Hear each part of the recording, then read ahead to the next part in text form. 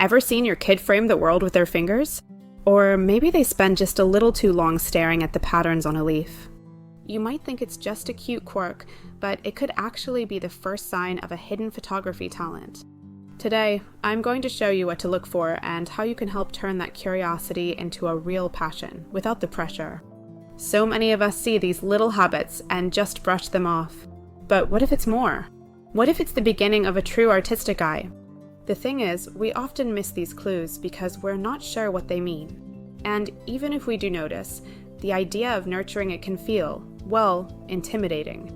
Do you need a fancy camera? Do you have to understand all the technical jargon? Nope, not at all. We're going to break it all down. This isn't about turning your kid into a pro overnight. It's about recognizing their unique way of seeing, giving them the confidence to explore it, and finding fun, simple ways to cheer them on. We'll walk through the telltale signs of a natural photographer's eye, and then I'll give you a whole playbook of fun projects that will help that talent bloom. By the end of this, you'll have a clear plan for turning their curiosity into a skill, all while making some amazing memories together. So, what are these secret signs?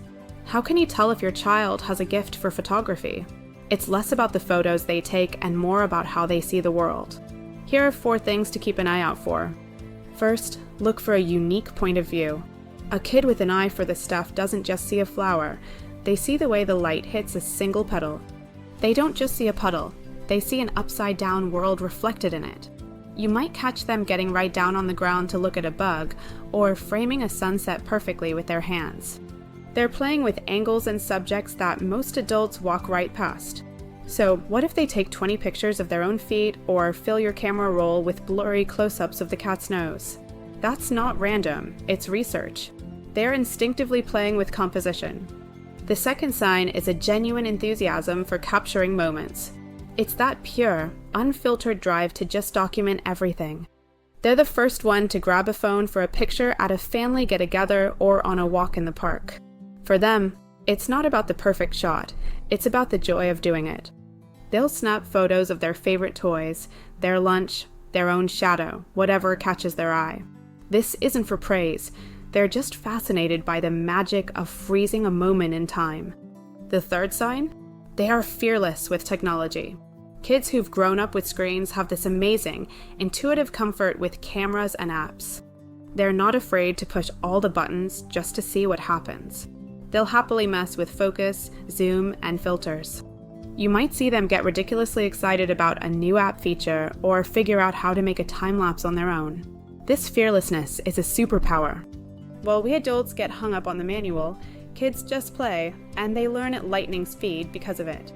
And the fourth sign is a desire to share their work. A child with a budding talent won't just take photos, they'll be bursting to show them to you. They'll come running over, phone in hand, saying, "Look at this cool picture I took." They aren't looking for a technical critique, they're looking to connect and share what they see. This means the act of creating is powerful for them. They might even keep trying to get a better shot of the same thing, which shows they have that inner drive to get it just right. If any of this sounds familiar, even a little bit, then the spark is there. Now, let's talk about how to fan that spark into a flame. Once you've spotted the signs, this next part is everything. Your job isn't to be a technical instructor, it's to be their guide and their biggest fan.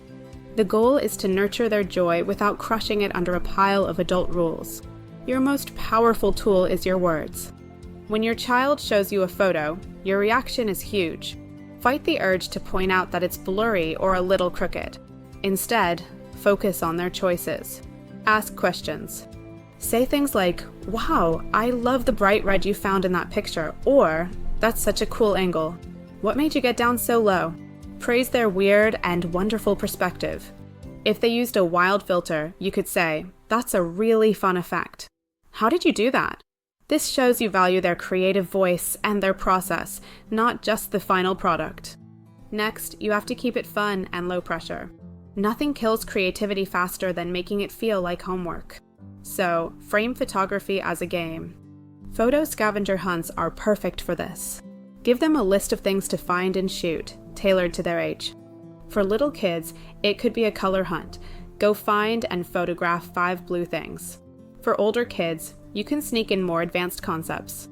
A bug's eye view challenge. Ask them to take pictures of everyday things from as low as they can get. Bam, they're learning perspective. A shadows and shapes hunt. Have them search for interesting shadows and patterns. Now they're thinking about light and composition. An A to Z photo challenge. Can they find in photographs something that starts with every letter of the alphabet? These games turn learning into an adventure. They're exploring professional techniques without even knowing it. You can also introduce them to the magic of light and motion. You don't need to explain aperture and ISO. Just talk about magic light during the golden hour right before sunset. Take them out specifically to capture that warm, soft glow. Show them how to freeze motion to catch a friend jumping in the air or create a cool motion blur by following a moving object with the camera. The key is to treat these as fun experiments, not technical lessons. And finally, let them play with editing.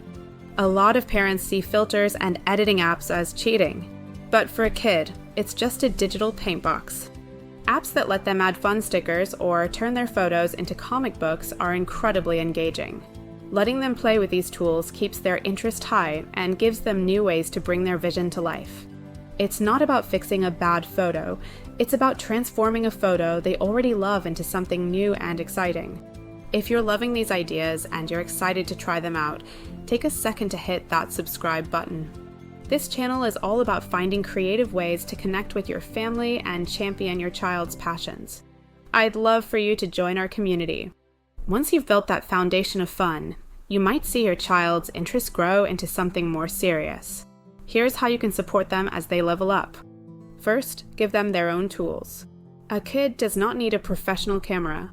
In fact, a camera that's too complicated can be really discouraging. An old smartphone or a simple point-and-shoot is perfect. The most important thing is that it's theirs. Ownership gives them the freedom to grab it and capture whatever catches their eye. As they get more into it, you can introduce fun, inexpensive add-ons, like a set of clip-on lenses for a phone that lets them shoot super close-up or wide-angle shots. Next, be a mentor, not a director. If you're into photography, that's great. Share your passion, but always follow their lead. If they're obsessed with taking pictures of birds, get excited about birds. Go on nature walks together. If they love creating stories with their toys, help them set up little scenes. The biggest mistake is to force your style or interests on them. That just makes them feel like their own vision isn't good enough. Step outside your comfort zone and meet them where their passion is. It also helps to remember all the hidden benefits of this hobby. Photography teaches kids to be present and really see their environment. It boosts their confidence as they watch their own skills improve. And because kids are so fearless about failure, they can often pick up technical concepts way more easily than adults when they're ready. Finally, as their skills grow, help them find their people. Look for chances for them to share their work with more than just you. There are online groups and local clubs for young photographers. Some organizations, like Girls Who Click, offer free nature photography workshops for teen girls, led by professional female photographers. There are also photo contests for kids and teens. The National Association of Portrait and Child Photographers, for instance, hosts international image competitions and even recognizes rising talent. Seeing their work recognized by peers can be incredibly motivating. From noticing those first little quirks to providing the tools for real growth, this whole journey is about connection and encouragement. It starts with seeing that your child's way of looking at the world is something special. It grows when you make photography a joyful, low-pressure game. And it blossoms when you support them with the right tools and opportunities. You don't need to be a photography expert to unlock your child's talent. You just need to be their biggest supporter. By focusing on their vision, celebrating their experiments, and sharing in their excitement, you're giving them more than a hobby. You're giving them a powerful way to express themselves, a new way to connect with the world, and a passion that could last a lifetime. Now, I'd love to hear from you. What are some of the unique ways your child shows their interest in taking pictures? Have you noticed them capturing funny angles or weird subjects? Share their stories in the comments below. Let's inspire each other. Thanks for watching, and I can't wait to see what your amazing young photographers create.